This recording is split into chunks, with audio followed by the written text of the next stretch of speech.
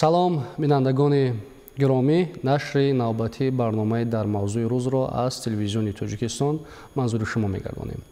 мавзӯе ки мо имрӯз атрофи он суҳбат мекунем идеяи миллӣ аст ва нақши он дар таҳкими истиқлолияти сиёсӣ ва ягонагии миллӣ.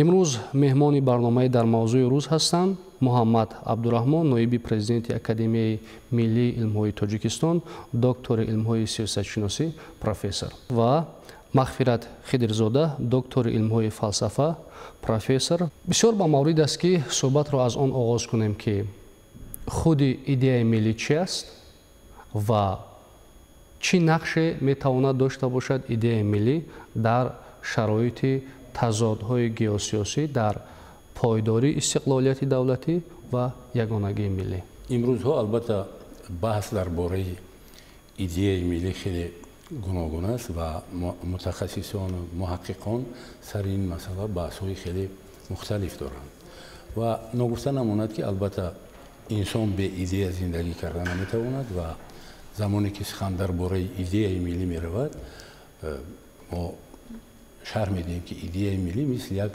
шамъчароғест ки мардумро аз дунболи худ бурда метавонад. яъне ки мардуме ки барои рушду инкишофи ҷомеаи худ хизмат мекунанд, бояд ки ҳатман як идея дошта бошад ва идеяи миллӣ якто намешавад. идеяи миллӣ хеле гуногун аст ва вобаста ба вақту замон бештар муаррифӣ карда мешавад.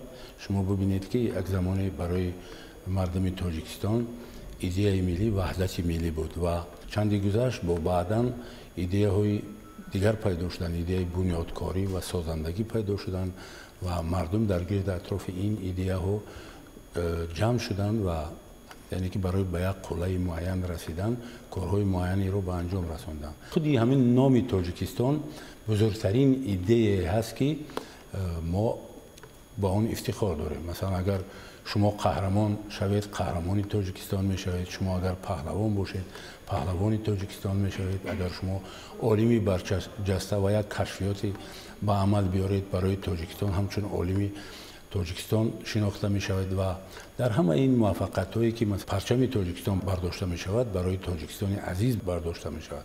ва имрӯз саволи ҳамво пайдо мешавад ки акнун кадом идея барои мо идеяи бузургтарин ба шумор меравад, яъне идеяи миллӣ мо чӣ бояд бошад дар марҳилаи кунунӣ? бале, дар марҳилаи кунунӣ беш аз ҳама идеяи ватанхоҳӣ ва ватандӯстӣ барои ҳар як шаҳрванди Тоҷикистон аз ҳама бузургтарин идеяе ба шумор меравад ки метавонад ки миллатро ба қуллаҳои баланди рушду инкишоф расонда тавонад. хуб, сарфи назар аз он ки имрӯз аз замони давлатсозӣ, давлатдории миллии мо аз оғози ба даст овардани истиқлолият дар назар дорам, мо чандин идеяҳои миллиро пушти сар кардем ва ин ҷои баҳс надорад. мутаассифона бо дар назардошти он ки имрӯз идеяи ватансозӣ, ватанхоҳӣ, дӯст доштани ватан имрӯз эътироф шудааст барои марҳилаи кунунӣ.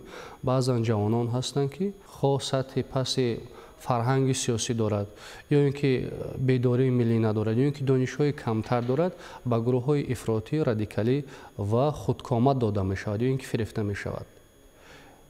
айб дар омилҳое ки тазаккур шуданд, айб дар ин ҷо аст, дар худи шахси ҷавон аст ё ин ки идеяи миллӣ ҳамин устуворӣ, ҳамин ҷаззобияте ки дошта бошад барои пеши роҳи ҳамин ҳолатҳои нигароникунандаро гирифтан, ҳамин ҷаззобиятро толо масалан дода наметавонад ё ин ки надорад. бисёр як саволи мураккаб аст ва метавон ки ба он аз паҳлӯҳои гуногун назар кард. пеш аз ҳама ба инобат бояд гирифт ки идеяи миллӣ қудрати бузурги ҳувиятсоз дорад ва ин ҳадаф ва мақсадест ки миллат ба хотири имрӯзаш ва ба хотири ояндааш онро ҳаматарафа мехоҳад тақвият бахшад.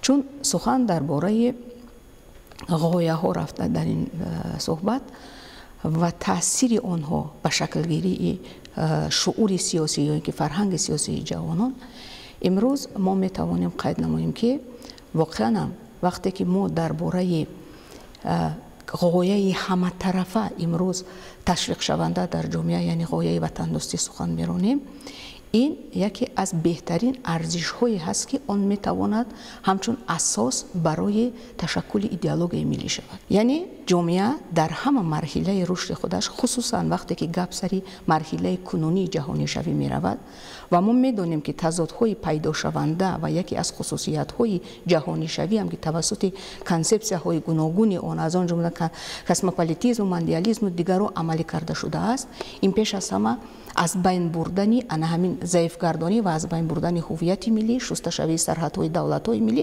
яъне ин ду консепсие ки ба ҳамдигар доим дар бархӯрданд, консепсияи ҷаҳонишавӣ бо консепсияи давлати миллӣ. ана аз ин нуқтаи назар вақте ки имрӯз мо дар масъалаи мафкурасозии ҷавонон сухан меронем, мо набояд фаромӯш кунем ки гузариш масалан ташаккулёбии як сохтори ҷамъиятӣ пеш аз ҳама дар заминаи як идеологияи ба қуввати устувор метавонад ки побарҷо бошад, метавонад ки муваффақ бошад. ин чӣ маънӣ дорад? маънии асосияш дар он аст ки масалан ин идеология ифодагари арзишҳои сиёсӣ, арзишҳои иҷтимоӣ, арзишҳои иқтисодӣ ва таърихию фарҳангие бошад ки воқеан онҳо барои ташаккули ҳуввияти як фарди ҷавон мусоидат карда тавонанд. мо вақте ки ҳуввият мегӯем, ба хусус вақте ки ҳуввияти миллӣ мегӯем, ин маънои онро дорад ки масалан як нафар ҷавон мансубияти худаша ба ҳамин миллат эътироф мекунад, дарк мекунад, эҳсос мекунад, ифтихор мекунад. бале дар ҳамин заминаи эҳсос кардани мансубияти худаш дар вай худшиносӣ ташаккул меёбад, дар вай рӯҳияи миллӣ ташаккул меёбад. мо имрӯз бояд фаромӯш накунем ки ташаккул додани рӯҳияи миллӣ дар як ҷавон ва хислатҳои миллӣ дар як ҷавон, ино ҳама омилҳое ҳастанд ки дар як занҷири пайвасти мантиқӣ ҳастанд ва фаъолияти ҳамоҳангро тақозо мекунанд то ин ки мо ба ҳамон ҳадаф ё мақсади охирини гузоштаи худ расем. мо вақте ки имрӯз дар бораи ҷалбшавии ҷавонон гап мезанем, масалан имрӯз муваффақияти ҷавони даврони соҳибистиқлолӣ бениҳоят калон аст. Масалан метавонем гӯем ки ҷавонони мо тавонистанд дар низоми мавҷудаи муносибатҳои иҷтимоӣ мавқеи устувори худашона ёбанд.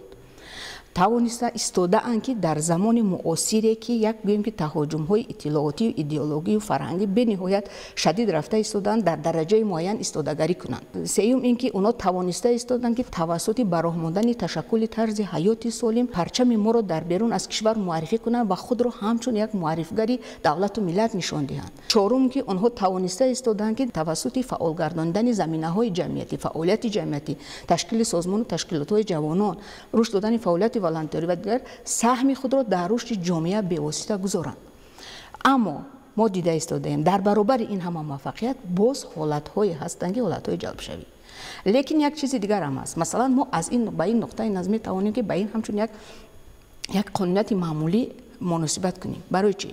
чунки шахсони дорои рафтори девиантӣ ё ин ки каҷрафтории иҷтимоӣ дар ҳама давру замон буданд, ҳастанд ва мемонанд. ин як воқеият аст, яъне чизи исботшудааст ки ҳаст. дар баробари ин мо дида истодаем ки ана ҳамин раванди ҷаҳонишавӣ, рушди технологияи иттилоотию коммуникатсионӣ таъсири худро ба мафкураи як нафар ҷавоне ки ҳанӯз аз диди сиёсӣ он қадар устувору пухта расида нест, зиёдтар расонида истодаст. чӣ кор кард? чӣ бояд кард? аз ин нуқтаи назар дар фикри ва ақидаи мо масалан мавҷудияти як идеологияи қавии миллӣ яке аз василаҳои муҳиме мебошад ки ҳамчун роҳнамо барои ҷомеа, на танҳо як ҷавон, балки ҷомеа дар умум вай кунад, хизмат кунад. идеологияи миллӣ гуфта мо чӣ дар назар дорем, масалан чиро мефаҳмем? ин пеш аз ҳама маҷмӯи арзишҳо, маҷмӯи меъёрҳо, маҷмӯи донишҳо, маҷмӯи консепсияҳое ҳастанд ки ино дар ҳимояи манфиатҳои миллӣ метавонанд ки нақши бузург, яке аз унсурҳои калидӣ масъалаи манфиатҳои миллӣ мешавад. чизе ки ҳаст меъёр аст ва арзиш аст, бояд ки дар ҳимояи манфиатҳои миллӣ нақш дошта бошанд. ва аз ҳамин нуқтаи назарам имрӯз масалан мо масалан зарурат воқеияти таърихи ҳаминро собит кардааст, воқеияти имрӯзаи сиёсӣ ҳам нишон дода истодааст ки воқеан давлатҳо барои қавӣ гардонидани рӯҳияи миллӣ, баланд бардоштани рӯҳияи миллӣ ба худи як идеологияи миллӣ эҳтиёҷ доранд.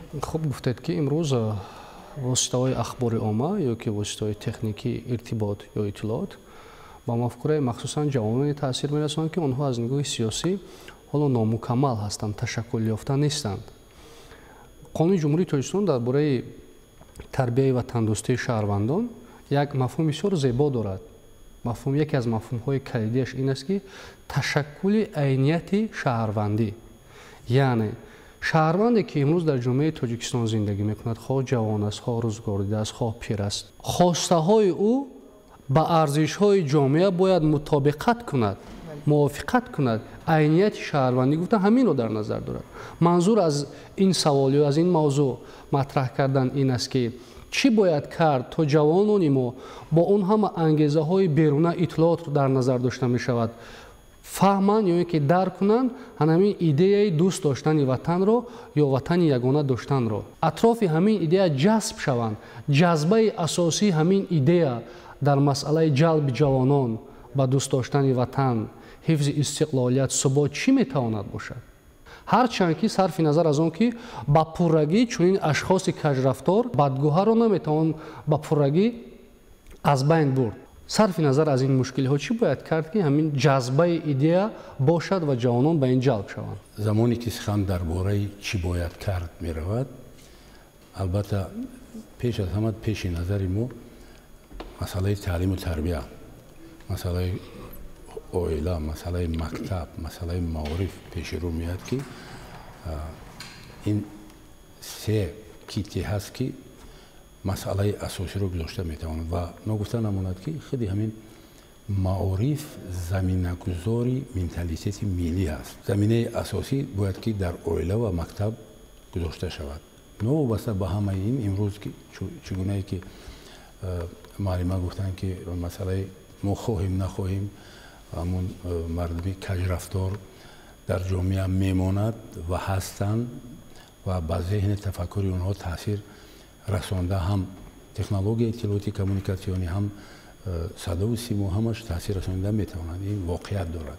аммо дар назди мо ҳамчун муаллимон ва кормандони идеологӣ бештар як масъалае пайдо мешавад ки чӣ бояд кард ки мардум яъне ки ҷавононе ки ба ин роҳ рафтанд аз ин даст бикашанд. яъне мо имрӯз мебинем ки масъалаи якуме ки ба мардум таъсири манфӣ мерасонад ин масъалаи мағзшӯии ҷавонон аст. ва аслан инҳо ба ҳар ҷавонам таъсир расонида наметавонанд. то 16 сола ва ҳамун нафароне ки худшонам мекафонанд дигар коро дар даст мезананд, инҳо ҷавоное ҳастанд ки то 16 солаанд. барои ин ки ба бечуну чаро мактабҳои махсусе аст ки ба мафкураи инҳо таъсири манфӣ расонида метавонанд. ягона роҳе ки пеши барои муқовимат ҳаст ин идеологияи миллӣ аст. ва идеологияи миллӣ яке аз омилҳои асосӣ ба шумор меравад ки ба мафкураи миллӣ, ба мафкураи мардум таъсир расонида метавонад. мактаби миёна бошад, дар таълиму тарбияи хонаводагӣ бошад, дар таълиму тарбияи шаҳрвандонмон пеш аз ҳама идеяҳои асосии идеологияи миллиро ҷой карда тавонем. ва мардум бояд ки ба қадру қимати арзишҳои миллӣ расида тавонанд, ба қадру қимати анъанаҳои миллӣ расида тавонанд. барои ягона чизе ки миллатро аз дигар ҳимоя карда метавонад ин ҳамин арзишҳои миллӣ ҳастанд, ин анъанаҳои миллӣ ҳастанд. чизе аз ҳама муҳиме ки дар таълиму тарбияи насли наврас мо дода метавонем, ин масъалаи бармегардем ҳамун идеологияи миллӣ ҳаст ки бояд ки идеяҳои инро ба зеҳну мафкураи мардум расонида тавонем ва мардум бояд зиракии сиёсиро аз даст надиҳад. худи ҳамин бештар ин вобастагӣ дорад ба ҷавононе ки воқеан дар замони глобализатсия яъне ҷаҳонишавӣ ба онҳо таъсири сахти технологияи иттилоотии коммуникатсионӣ аст, ба онҳо таъсири сахти дигар идеологҳо ҳаст. ҷои идеология, халоии идеология, яъне ки вакууми идеологӣ ки пайдо шуд, агар мо пур карда натавонем, дигаро пур мекунанд. аз ин нуқтаи назар мо бештар бояд ки такя ба мактабу маориф дошта бошем ки имрӯз ҳамин халоии идеологиро пур карда тавонем ва нақши илмҳои ҷомеашиносӣ ва гуманитарӣ бояд ки дар ҷомеа хеле баланду боло бошанд. имрӯз барои ба зеҳни тафаккури мардум таъсир расонидан дар мактабҳои олӣ бештар ҷалби сиёсатшиносон, файласуфон, социологҳо ва нафароне ки ба илмҳои ҳуқуқ сару кор доранд зиёдтар бошад ки ба мардум фаҳмонда дода тавонанд. ба илмҳои ҷомеашиносӣ ва гуманитарӣ дасту пои мо баст шуда мемонад. барои чӣ? барое ки дар замони пешам ки ду ҷаҳон ва ду идеология буд ва мо мебинем ки ایدئولوژی کپیتالیستی چگونه ایدئولوژی سوسیالیستی رو شکست داد. 11 کشور در اروپا از بین رفت. 15 کشور اتحاد شوروی از بین رفت. یعنی ببینید که ایدئولوژی چگونه جذابیت دارد، چگونه قدرت دارد که کشورها رو از بین میبرد. از این رو خود همون ساختن یک کانسپسیای ایدئولوژی ملی امروز بسیار روزمره برای تاجیکستان عزیز ماست. واقعا امروز با سوالی که گذاشته چی باید کرد؟ مثلا ما چیکار کردن؟ با عقیده من پیش از همه امروز تقویت بخشیدن نقش عائله در جامعه به نهایت مهم است. برای چی؟ برای آنکه قدم اول اجتماعی شوی سیاسی شخص از عائله سر بشود. و ما چگونه مثلا همین تحکرسی چه خیلی گذاشته می شود و عائله تا کدام درجه موفق می شود که جامعه را به شخص و شخص به جامعه معرفی کند، مثلا پایدیواری میبده، قدم های میبده شخص می شود. دویم مسئله این پیش از همه تحکیم پلتفرم های جمعیتی همکاری است. یعنی در سمت تقویت مفکوروی جامعه پیش از همه همکاری هم ساختارهای دولتی و هم جمعیتی ضرور می باشند تا اینکه در هماهنگی این فعالیت باشد. و خود قانون جمهوری تاجیکستان درباره تربیت وطندوستی شهروندان که شما از آن یادآور شدید، ان همین نقطه رو هم درج کردگی هست. این هم یک عامل بسیار مهم می باشد. و مسئله دیگر این است که امروز ما در شرایط زندگی داریم که همه روزه همین کاربری، یعنی که تکنولوژی کار با جامعه در سمت مفکوره سازی باید نو کرده شود. برای که هجوم های اطلاعاتی که شده ایستادن، اونا با راه و وسیله های گوناگون رفته ایستادن. در جای خصوصیت بسیار نرم دارن، در جای بسیار خصوصیت تند دارن و وابسته به همین برای اونی که ما استادگری کرده تا اونی که مقاومت اطلاعاتی سزاوار نشون داده تا اونیم، برای همین همه وقت کار کرده تکنولوژی های نوین ضرر میباشه. تشکر زیاد. بسیار خوب گفتید که نقش عائله را عمیق‌تر کردن در کار است در تربیت و تشکل شخصیت. واقعا به ودا نمیگویم که باید علی مادر خاراکتری و تندوستانه داشته باشد و در خصوص مکتب گپ زدید. یک مقاله بسیار مردمی است که پشت میز مکتب ملت تربیت می‌یابد و تاکید پیشوای ملت محترم امامی رحمان که بارها اظهار می‌دارند در خور همین هدف ها است. یکم ما برای وطن، برای تاجیکستان صاحب استقلال میگویند پیشوای ملت باید خدمت اهلانه کنیم و این خدمت اهلانه برای همه این مفهوم روشن است، واضح است.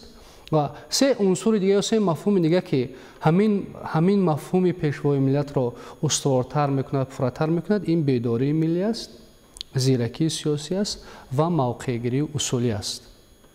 یعنی که ما در همان صورت خدمت اهلانه کردن میتوانیم که بیداری ملی داشته باشیم، زیرکی سیاسی داشته باشیم و در همه پیچیدگی های جهان متمدن معاصر موقع‌گیری اصولی را از دست ندهیم. با در نظر داشت همین روندها امروز سوال مطرح این می شود که چرا چینک اساسی ارزش ها در جامعه های گوناگون نیروی ذهنی به حساب می رود؟ ملتی که با مردمی صاحب ذهن، صاحب تفکر تکیه نمیکند و بسیار چیزهای روبرو میگردد که حل این مسئله ها پیشون بسیار استادگری ها می شود. برای این زمانی که سخن در باره خود همون اینتلیگنسیا می رود، سخن در باره مردمی می رود که با ذهن تفکری مردم سر و کار دارند، بیچون چرا برمیگردیم به همون مسئله که تربیتگر باید تربیت دیده باشد. یعنی این نفرایی که با ایدئولوژی دست می، این نفرایی که با تعلیم تربیت دست میزنند، اینها خودشون باید تربیت دیده باشند، باید از مکتبی مخصوص داشته باشند که با مردم تاثیر خودشون رسانده توانند.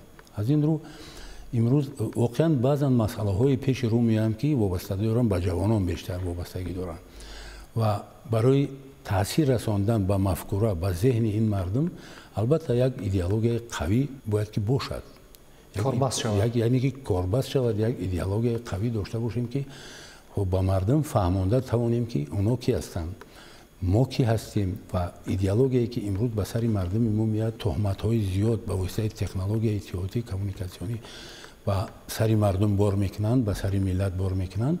این البته برای پیشگیری کردن این باید بعضی مفهوم‌ها را فهمانده داده توانیم. چینک‌هایی که یا که ارزش‌هایی که ما در بارشون صحبت میکنیم، همون نفری که وابستگی دارد به این شرح و بیان این ارزش‌ها باید به مردم سری اول مفهوم‌ها رو شرح داده تواند که ملت چیست، خب خودشناسی چیست، خود آگاهی چیست. زمانی که حاجی حسین کنگرتی به وطن برمیگردد میاد، از اون سوال میکنن، بعدتر دعوتش میکنن که به بخارا بر بگردد و برای که اون مردم خفه نشود میگه که جواب میگردن حب الوطنی ملت ایمان، میگه دوستداری وطن از ایمان است. یعنی ایمان این اعتقاد و باوری به امو کشور خودت، به امو جای زادگاه خودت است. برای همین من میگه کارهای دیگر رو در اینجا به مردم میآموزانم، اینه که به بخارا برگشته نمیتونم.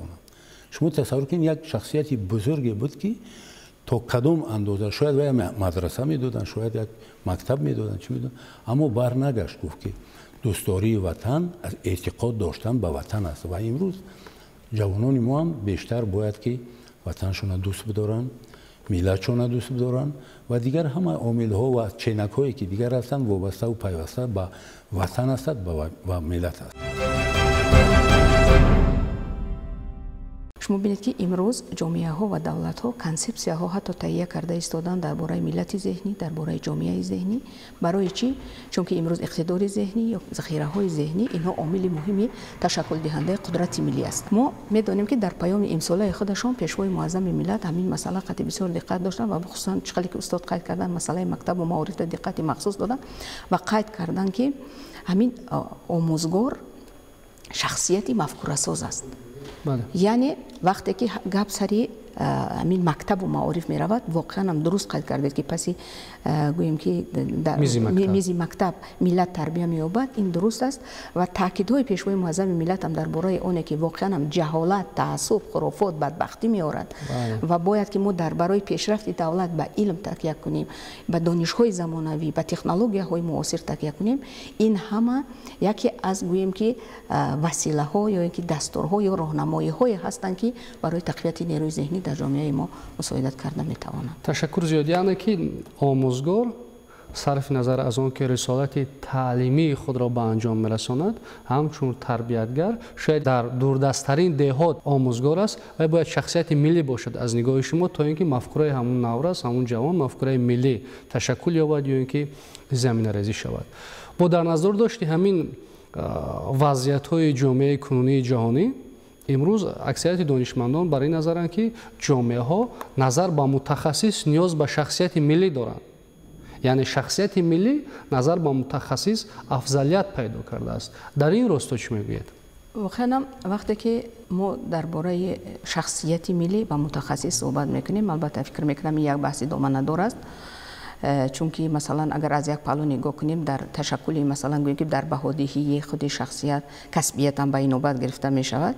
لیکن اگر ما از دید مثلا گوییم که موقع اجتماعی آنها و اهمیت اجتماعی آنها برای جامعه ها گپ زنیم، واقعا هم شما درست قید کردید. وقتی که درباره شخصیت ملی سخن می رود، امروز شخصیت ملی کی است؟ شخصیت ملی من فکر میکنم که این پیش از همه نفری هست که منفعت های ملت و دولت رو از منفعت های شخصی خود بالا میگذارد، احساسی بلندی وطن دوستی دارد، با عمل و مهنت صافدلانه خود برای افزون گردانیدن دستاوردهای دولت خود و ملت خود مهنت میکند و کوشش میکند. از این نقطه نظرم امروز مثلا ما میدونیم که تاریخ هم، تجربه سیاسی هم، تجربه روزگار هم بارها ثابت نموده است که نه همه گوییم که صاحب تخصص ها توانستند که در خدمت وطن و ملت خود تا به آخر بمانند، از پای منفعت خود رفتن به جایی. از همین نقطه نظرم امروز مثلا من فکر میکنم که همه اون هدف ها، همه اون مقصد ها، همه اون عمل ها،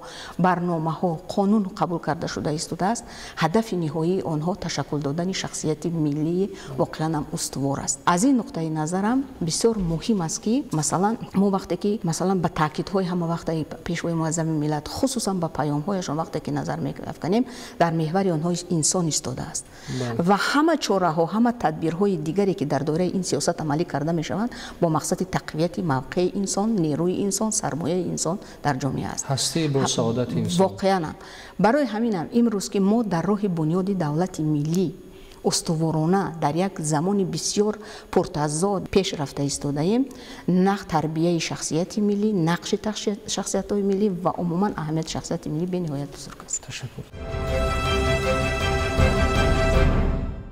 واقعا یکی از مسائل مهمی که اساسدار صلح و وحدت ملی پیشوای معظم ملت محترم مولا رحمان در همه قریب برآمدهاشون قید می‌نمایند.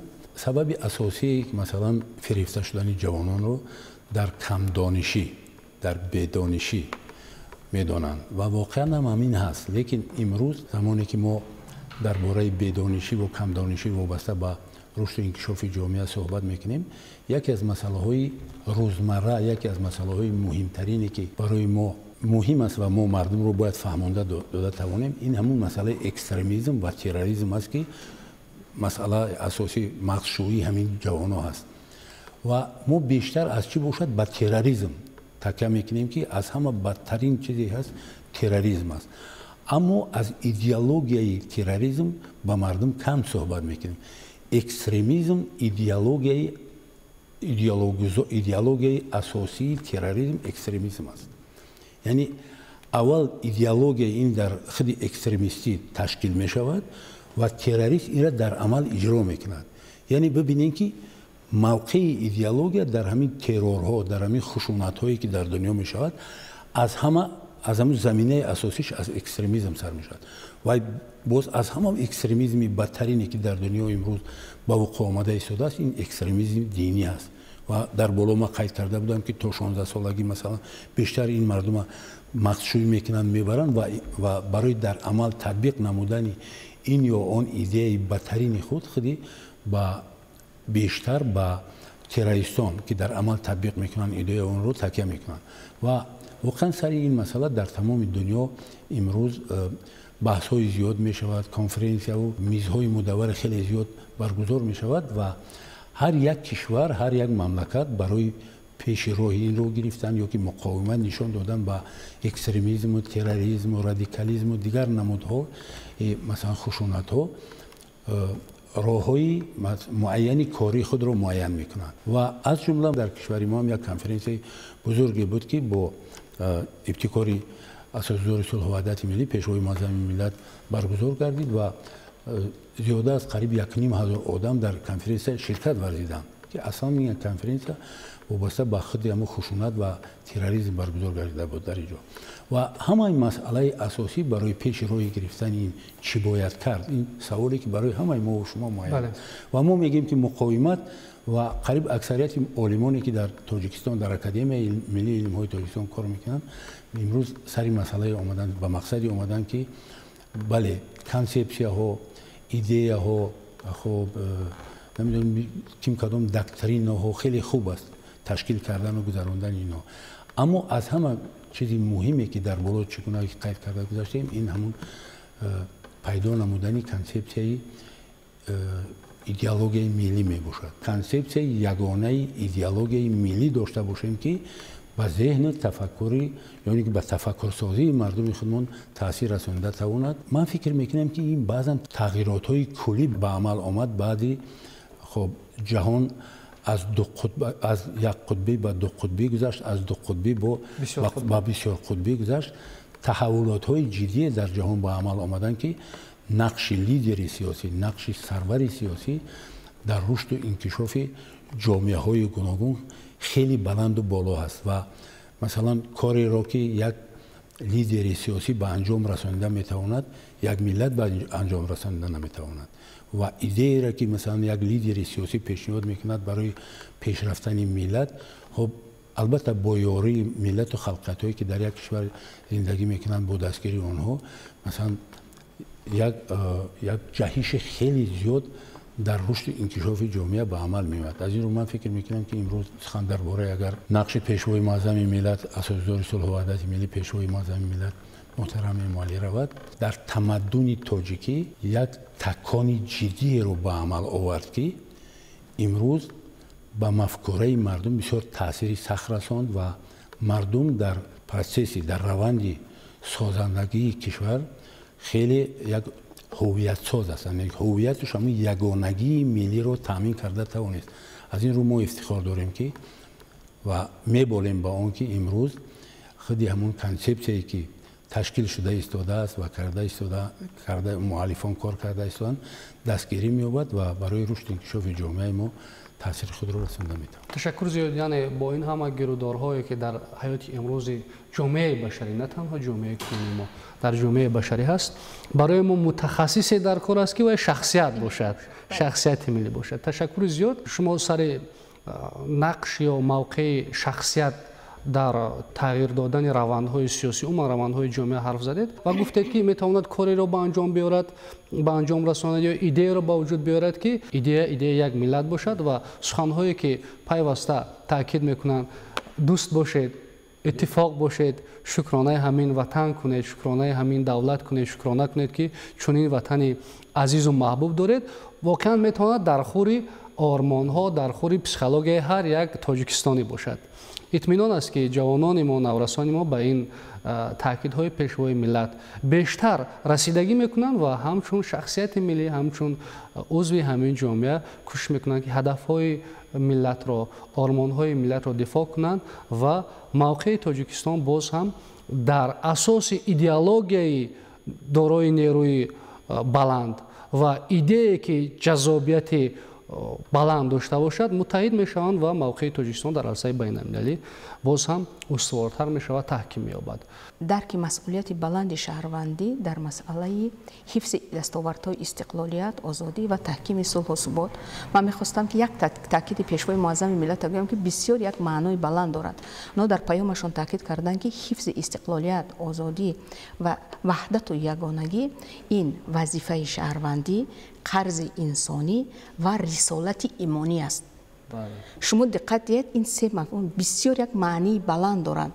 дар ин ҷо ҳам ҷанбаи маънавӣ аст, ҳамчун инсон буданд, ҳам ҷанбаи ҳуқуқӣ аст, ҳамчун шаҳрванд буданд. яъне ту каси бошӣ набошӣ, амин бояд ки барои ҳифзи дастовардҳои истиқлолият, барои ҳифзи ваҳдат, ягонагӣ ва таҳкими сулҳу субот бояд пайваста кӯшиш кунад. ташаккури зиёд. бинандагони гиромӣ, дар ин ҷо суҳбати мо дар мавзӯи идеяи миллӣ ва нақши он дар таҳкими истиқлолияти давлатӣ ва ягонагии миллӣ ба поён мерасад.